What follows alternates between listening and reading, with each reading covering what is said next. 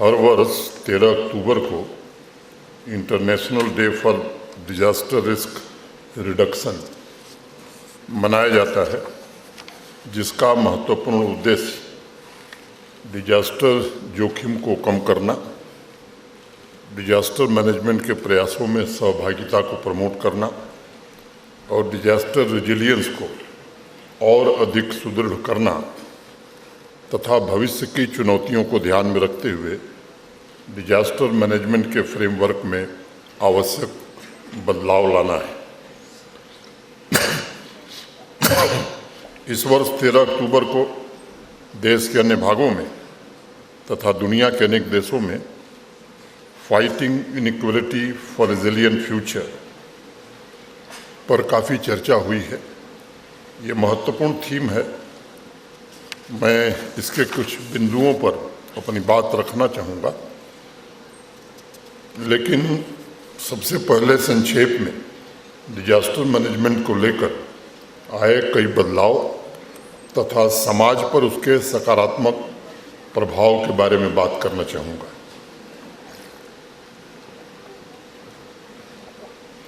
वर्ष 24-25 जुलाई को इसी वर्ष 24-25 जुलाई को G20 disaster risk reduction working group की चेन्नई में बैठक हुई थी और तत्पश्चात सितंबर के शिखर सम्मेलन में डिजास्टर रिस्क रिडक्शन यानी आपदा जोखिम कम करने का विषय सिर्फ भारत ही नहीं बल्कि ग्लोबल साउथ और ग्लोबल नॉर्थ के देशों की टॉप प्रायोरिटी लिस्ट में शामिल था।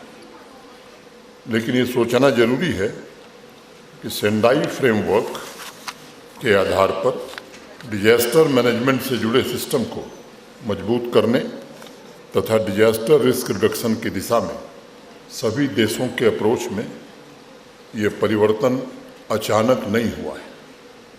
इसके पीछे अगर आप विचार करेंगे या मैं कहूँ कि गहराई में जाएंगे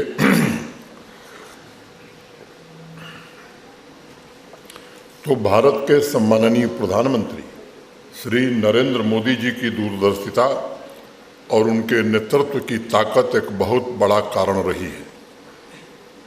गुजरात के मुख्यमंत्री के रूप में उन्होंने कच्छ भूकंप की त्रासदी के पश्चात स्वयं आपदा प्रबंधन का नेतृत्व किया था।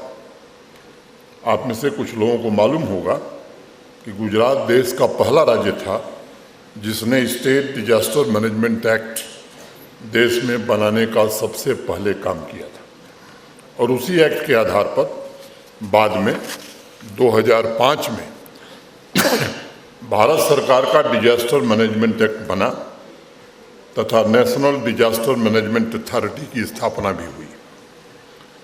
गुजरात से पहले न भारत में और न ही देश के किसी राज्य में इस तरह के इंस्टीट्यूशनलाइज सिस्टम की व्यवस्था थी, न इसकी परिकल्पना की गई थी।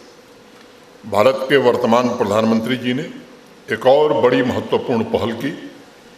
उन्होंने दुनिया के सभी देशों को इकट्ठा करके एक ऐसा इंस्टीट्यूशन खड़ा करने का संकल्प लिया जो डिजास्टर मैनेजमेंट से संबंधित technical support, capacity building, research द्वारा रेजिलिएंट इंफ्रास्ट्रक्चर को प्रमोट करे तथा अन्य देशों को आने वाली चुनौतियों से मुकाबला करने के लिए भी तैयार कर सके। मुझे याद है मैं उस समय भारत सरकार का हिस्सा हुआ करता था जब 2016 में माननीय प्रधानमंत्री जी ने इस आइडिया को सभी देशों के साथ साझा किया था, शेयर किया था। 2019 में CDRI collision of disaster resilient infrastructure का पहली बार गठन हुआ।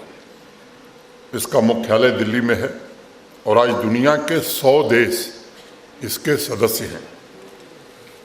साथियों, भारत ने प्राचीन काल से ही रेजिलिएंट इंफ्रास्ट्रक्चर पर सदैव फोकस किया है। यहाँ जो मौजूद मित्र हैं, खासतौर से विश्वविद्यालय के इतिहास में जिनकी रुचि है, उन्हें मैं याद दिलाना चाहूँगा कि नेचुरल डिजास्टर और मैन मेड डिजास्टर का पहला साइंटिफिक वर्णन पूरी दुनिया में सबसे पहले चाणक्य ने किया था। पूरी दुनिया की बात मैं कर रहा हूँ। और सबसे बड़ी बात यह है कि प्रिवेंशन मिटिगेशन के लिए भी पहला लिखित फ्रेमवर्क इस दुनिया को चाणक्य ने ही दिया था। इतिहास की तरफ इशारा करने से मेरा आशय सिर्फ इतना है कि उस जमाने में हमारी लोक शक्ति पूरी तरह से साइंटिफिक आधार पर काम करती थी। आज हो सकता है पुराने जमाने के कुछ राजमिस्त्री कम पढ़े लिखे मालूम होंगे, लेकिन ये सच्चाई है कि उनके कौशल की समानता कर पाना नामुमकिन है। सैकड़ों साल पुरानी बिल्डिंग भूकंप की आपदा को सहते हुए आज भी देश में अनेक ऐसी बिल्डिंगें हैं जो मजबूती से खड़ी हैं। कम लोगों को शायद पता होगा कि देश का पहला इंजीनियरिंग कॉलेज राज मिस्त्रियों की ट्रेनिंग देने के लिए खोला गया था। 1830 की घटना है जब हरिद्वार के नज़दीक रुड़की एक छोटा सा कस्बा हुआ करता था। वहाँ नहर और एक्वाडक्टिंग का काम लोकल राज मिस्त्रियों ने शुरू किया था और बिल्कुल ही डिजास्टर प्रूफ काम उन्होंने किया था। उनकी ट्रेनिंग के लिए ईस्ट इंडिया कंपनी के गवर्नर थॉमसन ने थॉमसन कॉलेज ऑफ इंजीनियरिंग की शुरुआत 1847 में की थी। थॉमसन ने उस समय ये पहचान लिया था कि रेजिलिएंट इंफ्रास्ट्रक्चर का निर्माण भारत की लोक व्यवस्था में है और जाहिर सी बात है उन एक्सपर्टीज का उपयोग वो हिंदुस्तान के लिए नहीं कॉलेज खोले थे, वो ब्रिटेन के लिए करना चाहते थे। वर्तमान परिप्रेक्ष्य में देखें तो लोक व्यवस्था से वह एक्सपर्टीज करीब करीब समाप्त होती गई हैं। कुछ समाज में शायद थोड़े बहुत राजमिस्त्री अभी बचे हैं जो उन प्रैक्टिसेस को जानते हैं। आज क्लाइमेट चेंज और अनप्लान डेवलपमेंट की वजह से नेचुरल डिजास्टर की संख्या में लगातार बढ़ोतरी होती जा रही है। भारत सरकार के गृह मंत्रालय की रिपोर्ट के मुताबिक इस वर्ष जुलाई तक देश में नेचुरल डिजास्टर से 1224 लोगों को अपनी जान गंवानी पड़ी है। 4 लाख हेक्टेयर से ज़्यादा फसलों का नुकसान हुआ है। 25,000 से ज़्यादा हमारे जानवर हताहत हुए हैं और 61,000 घरों को नुकसान पहुंचा है। बिन मौसम बारिश हेल स्टॉर्म की वजह से एक अनुमान के मुताबिक 1.25 लाख मीट्रिक टन अन्न के उत्पादन पर असर पड़ा है। और बीच में मैंने कुछ एक्सपर्ट्स की रिपोर्ट पढ़ी थी जिनका कहना है कि तमिलनाडु में कृषि उत्पादन में 53% और महाराष्ट्र में 61% की गिरावट इस बार हो सकती है। यह स्थिति आने वाले खतरे की घंटी है और ऐसे में प्रधानमंत्री जी के नेतृत्व में आज परिभाषा और स्टैंडर्ड दोनों में बदलाव किया गया है ताकि आपदा में जान माल का नुकसान कम हो सके। आप सबको याद होगा, अभी शैलेंद्र कुमार जी ने जिक्र किया, जम्मू कश्मीर में भी 2005 का भूकंप और 2014 के बाढ़ की भयावह त्रासदी यहाँ के लोगों ने देखी है, झेली है। पूरी दुनिया अभी भी कोविड पैंडेमिक के सदमे से उबर नहीं सकी है और इसलिए हमारे सामने सबसे बड़ी चुनौती है कि हम रेजिलिएंट इंफ्रास्ट्रक्चर के साथ अर्ली वार्निंग और अर्ली एक्शन का सिस्टम कैसे बना सकें और उसे सुदृढ़ कर सकें। इस विषय पर मैं मुख्य रूप से 2-3 बातें करना चाहता हूँ। साथियों, हम साइलोज में ऑपरेट अब नहीं कर सकते और इस दिशा में लोकल कम्युनिटी से लेकर सभी स्टेक होल्डर्स का कोलैबोरेशन ये बड़ा आवश्यक होता है। हमें multi hazard early warning system में ज़्यादा से ज़्यादा निवेश करना होगा और मुझे लगता है कि मेरा आग्रह होगा, चाहे वो जम्मू कश्मीर का डिजास्टर मैनेजमेंट डिपार्टमेंट हो या बाकी देश के बाकी राज्यों का हो, हमें इस पर जरूर विचार करना होगा। और जम्मू कश्मीर में तो विशेष रूप से मेरी अपेक्षा होगी कि इस काम का नेतृत्व आप करें। आज तमाम ऐसे डिपार्टमेंट जैसे मौसम विभाग, information communication, tele communication, PWD, forest, flood and irrigation, ये जितने डिपार्टमेंट हैं सब कहीं न कहीं से डिजास्टर मैनेजमेंट से जुड़े हुए महत्वपूर्ण पिलर्स। और साइलोज में काम करने के कारण मुझे लगता है कि हमें काफ़ी कठिनाई पैदा होती है। अब हमें एक ऐसा कोलैबोरेटिव सिस्टम का निर्माण करना होगा जो आपदा के समय में इफेक्टिव भी हो और मोस्ट इफिशिएंट भी हो। दूसरा सबसे महत्वपूर्ण फोकस क्लाइमेट तथा डिजास्टर रिजिलियंट इंफ्रास्ट्रक्चर तैयार करने का होगा। ये सच है कि नेचुरल डिजास्टर पर किसी का कंट्रोल नहीं है, लेकिन इससे होने वाले नुकसान को निश्चित रूप से कम किया जा सकता है। हमें ये सुनिश्चित करना होगा कि आपदा की वजह से एक भी व्यक्ति की जान न जाए, और इसके लिए सबसे शक्तिशाली माध्यम है कि हम पहले से तैयार रहें।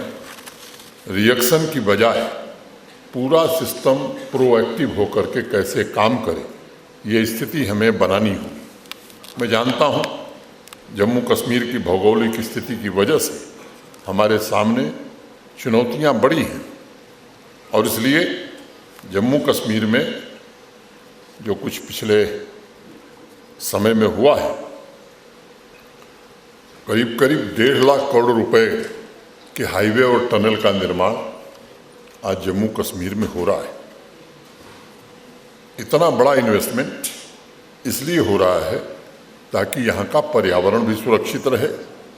क्वालिटी इंफ्रास्ट्रक्चर के द्वारा लोगों के जीवन और आजीविका दोनों को सुरक्षित किया जा सके। प्रोजेक्ट पूरी करने की रफ्तार भी हमारी बढ़ी है। अभी PMGSY का प्रेजेंटेशन आपने देखा है। एक बात सबको समझनी होगी कि किसी भी राज्य या किसी भी क्षेत्र, रीजन के विकास के लिए डेवलपमेंट में सबसे महत्वपूर्ण भूमिका कनेक्टिविटी की होती है।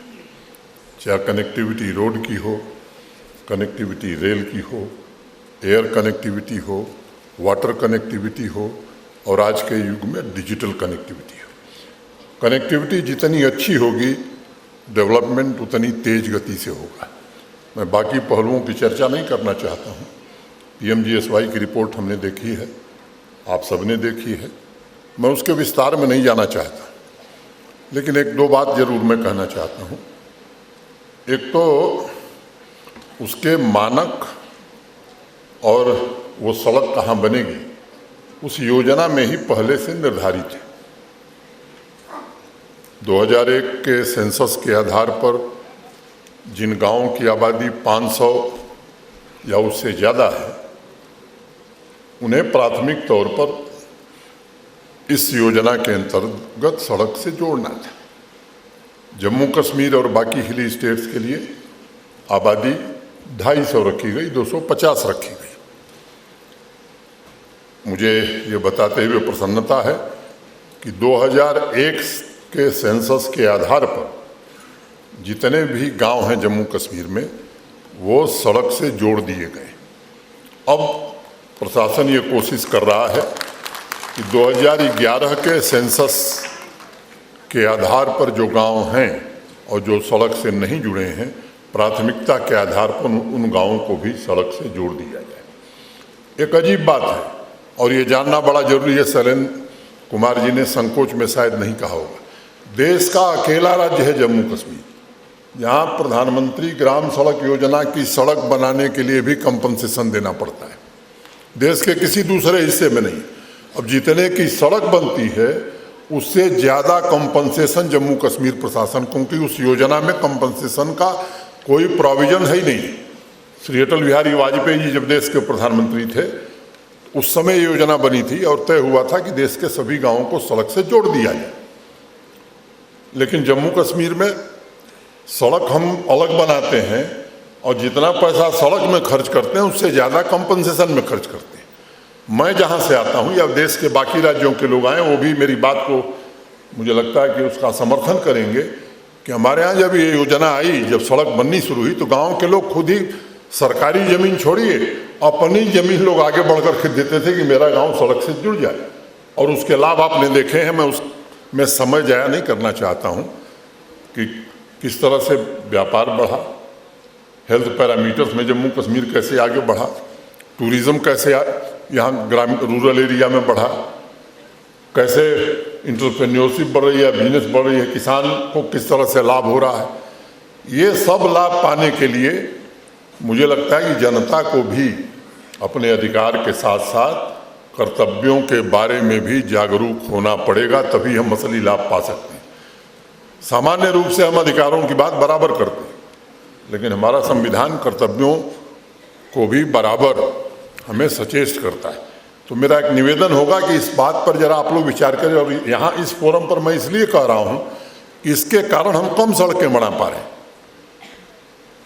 और कंपनसेशन की जो आदत पड़ी हुई है वो भी बड़ा अजीब है। कुछ लोग संकोच करते हैं, लेकिन मैं बेबाकी से इस बात को कहता हूँ कि लोग सही स्थिति जाने, और मुझे लगता है कि अब ये समय आ गया है कि यहाँ के नौजवान पीढ़ी इस पर विचार करे, और तब मैं समझता हूँ कि और बेहतर स्थिति हम निश्चित रूप से यहाँ बना सकते हैं। पिछले वित्तीय वर्ष में जम्मू कश्मीर प्रशासन ने, अभी शैलेंद्र कुमार जी ने बताया, वो संकोच कर रहे थे, इन 3 वर्षों में PMGSY की सड़क या सड़क बनाने की हमारी रफ्तार 3 गुनी से ज़्यादा बढ़ गई, प्रोजेक्ट पूरा करने की रफ्तार 10 गुनी से ज़्यादा बढ़ गई। जितने भी कंस्ट्रक्शन किए जा रहे हैं वो रिजिलियंट हों, सस्टेनेबल हों, इसकी भी कोशिश की जा रही है।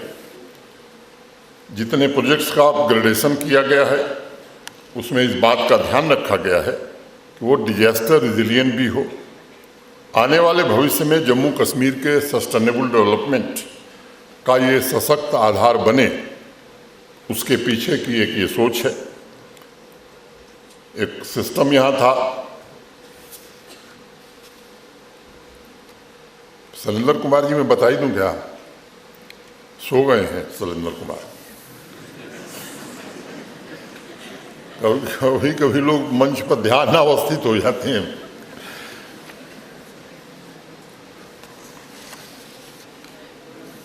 मैं एक बात कह सकता हूं, उसके विवरण में मैं नहीं जाना चाहता। नीतिगत इस तरह के फैसले किए गए हैं कि ट्रांसपेरेंसी भी काम में ज़्यादा आवे, काम की स्पीड भी ज़्यादा हो, और इन नीतिगत परिवर्तनों से एक बड़ा फर्क दिखाई पड़ रहा है। जम्मू कश्मीर में प्राकृतिक आपदाओं पर नज़र रखने वाले एक्सपर्ट्स ने कुछ सुझाव भी दिए हैं, और मुझे लगता है कि शायद ये बदलाव भी उन्होंने देखा होगा कि अब सिस्टम का जोर सीखने और नॉलेज शेयरिंग पर ज़्यादा है। अप्रोच हमारी प्रोएक्टिव हो, इसकी भी कोशिश की जा रही है, और किसी भी आपदा की स्थिति में कम से कम जान माल का नुकसान हो, ये प्रयास हुआ है। ये सच्चाई है कि क्लाइमेट चेंज की वजह से फ्लड, भूस्खलन, हिमस्खलन जैसे प्राकृतिक खतरे ये अधिक होंगे। पिछले वर्ष मुझे याद है श्री अमरनाथ जी यात्रा में अनेक श्रद्धालु दुर्भाग्यपूर्ण प्राकृतिक आपदा के शिकार हुए। उस वक्त अर्ली वार्निंग नहीं मिल पाई थी। उस घटना से सीख करके सिस्टम में आवश्यक बदलाव किए गए हैं। बनिहाल टॉप पर एक शक्तिशाली मौसम डॉपलर रडार स्थापित किया गया। जमीन पर भी कुछ ऐसे बदलाव किए गए हैं ताकि उन घटनाओं की पुनरावृत्ति न हो सके। इस साल बड़ी संख्या में श्रद्धालु आए थे।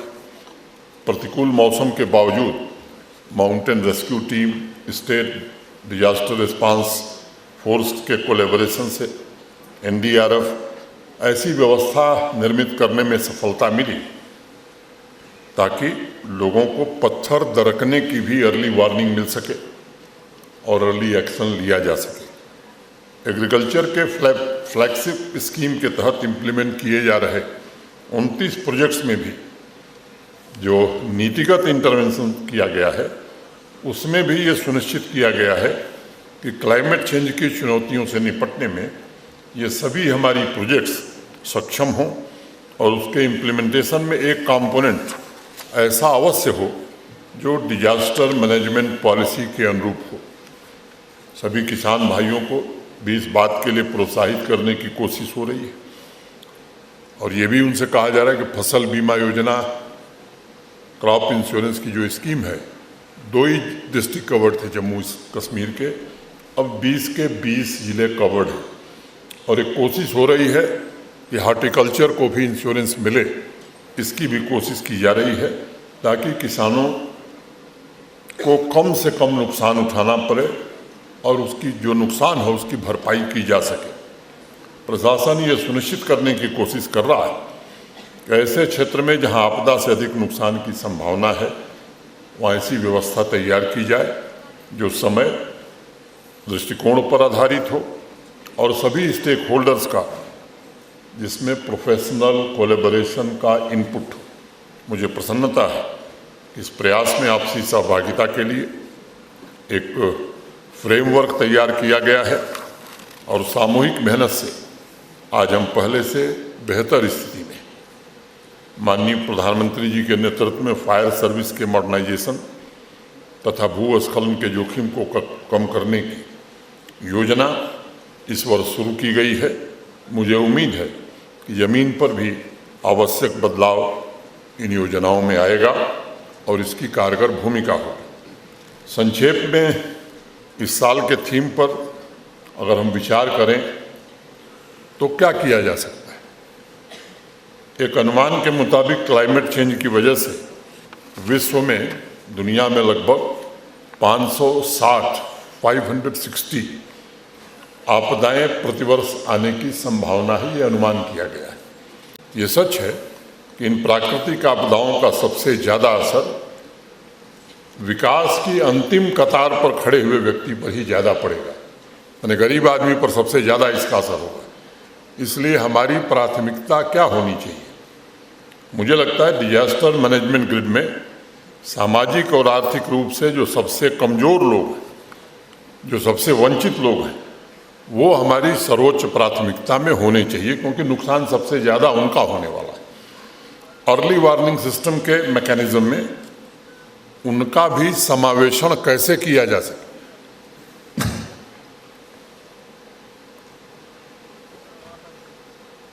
और आज टेक्नोलॉजी के ज़माने में ये कोई बड़ा काम नहीं है, इसे आसानी से किया जा सकता है। आपदा की स्थिति में हमारा रिस्पांस भी कहाँ से शुरू?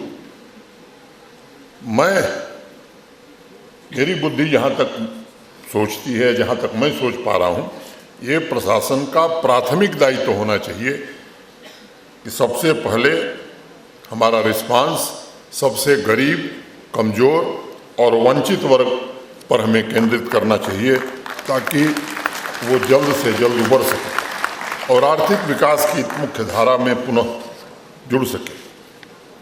डिजास्टर मैनेजमेंट डिपार्टमेंट के अधिकारियों से भी मैं कहना चाहूँगा कि आपदा की स्थिति में इंफॉर्मेशन, आवश्यक सर्विसेज तथा अर्ली वार्निंग, ये तीनों व्यवस्था कैसे सुगम तरीके से पहुँचाई जाए, इसका ब्लूप्रिंट बनाना ये आपकी प्राथमिकता होनी चाहिए।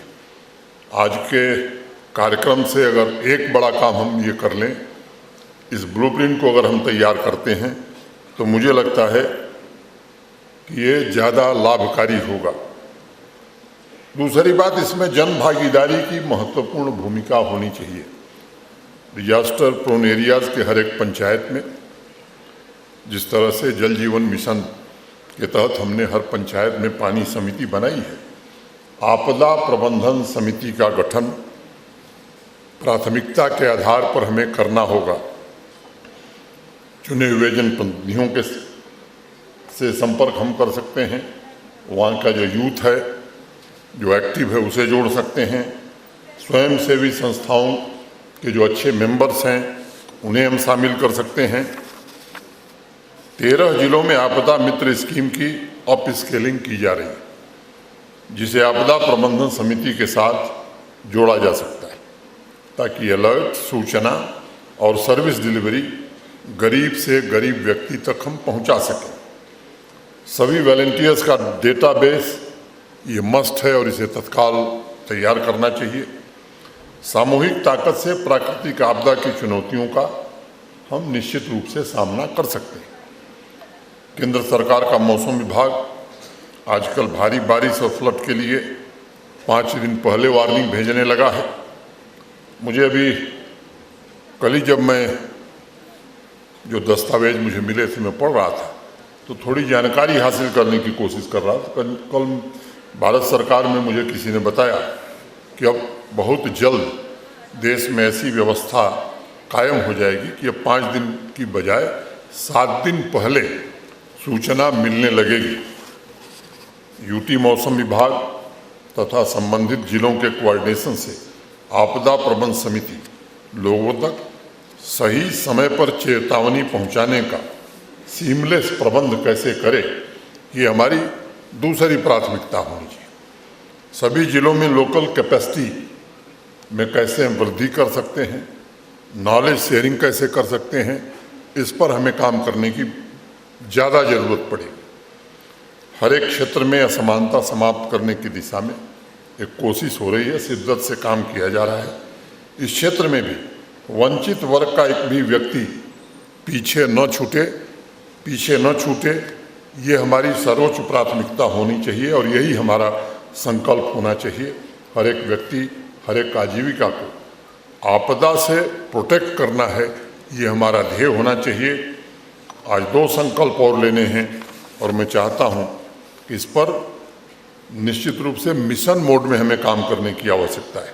पहला, डिजास्टर रिस्क रिडक्शन तथा डेवलपमेंट इशू का प्रमुख हिस्सा।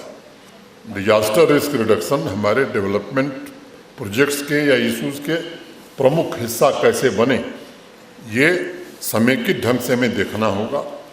और एडमिनिस्ट्रेशन के अलावा लोकल कम्युनिटी ओरिएंटेड हम कैसे इसे बना सकते हैं, इसका एक हमें तरीका खोजना होगा।